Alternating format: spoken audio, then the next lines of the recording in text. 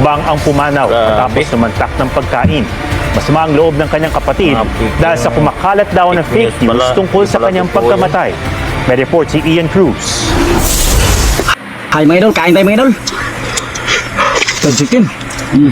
Isa ito sa mga mukbang vlogs ng content creator na si Candido Apatan Jr.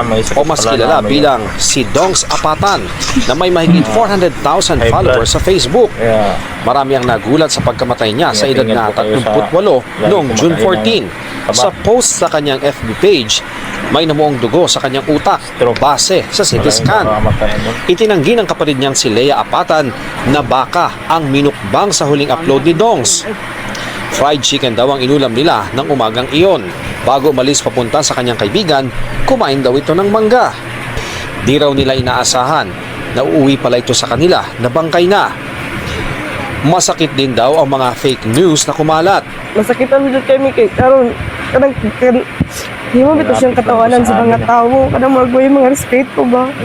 Alam daw nila na may high blood siya pero hindi naman daw ito malakas kumain. Iban po na niya ginahurot ko. Kana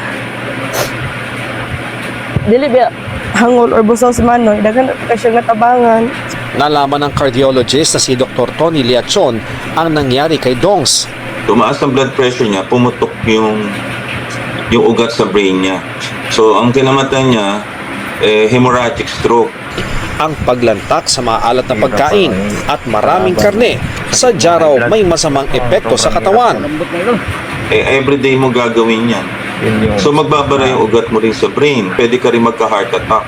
Ang global trend na mukbang ay galing sa mga salitang Korean para sa kain at broadcast na nagsimula noong 2008. Base sa ilang pag-aaral, ang panonood ng mukbang ay nagiging paraan ng iba para maging connected. Nakakaramdam daw ang viewers na hindi sila nag-iisa o